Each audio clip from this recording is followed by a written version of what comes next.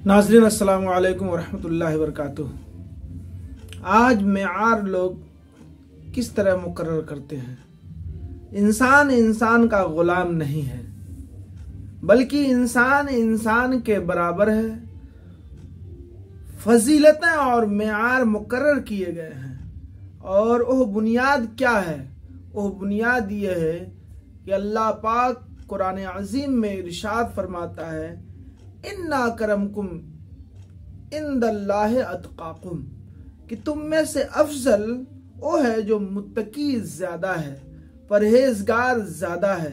तो मुत्तकी होना, परहेजगार होना मेआर ठहराया गया है, और हमने जो मेआर ठहराया है उसकी बुनियाद पर एक इंसान को दूसरे इंसान पर अफजल जानने लगे तो उसने मुआशरे के अंदर बिगाड़ पैदा कर दिया, और वो बिगाड़ फैलता हुआ इंसानों को, मुआशरतों को तकसीम कर देता है। तो हमें हर तरह के तकब्बुर से, दिलो दिमाग को और हर तरह की खुद नुमाई से पाक और साफ करना चाहिए।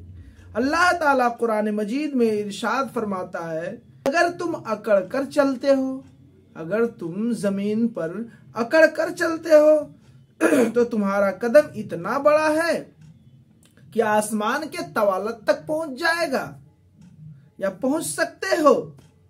न तुम जमीन को फाड़ सकते हो, न तुम आसमान के तवालत तक पहुंच सकते हो, तो फिर किस बात पर गुरूर है, किस बात पर घमंड है, किस बात पर नाज है।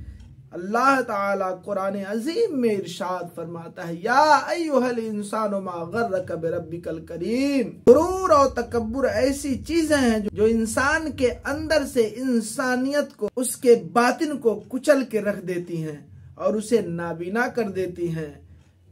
और फिर तकब्बुर शख्स होता है, उसके लिए हिदायत के दरवाजे भी बंद कर दिए जाते हैं, क्योंकि वाज़ो तलकीन भी सुनना है तो उससे असर नहीं लेता।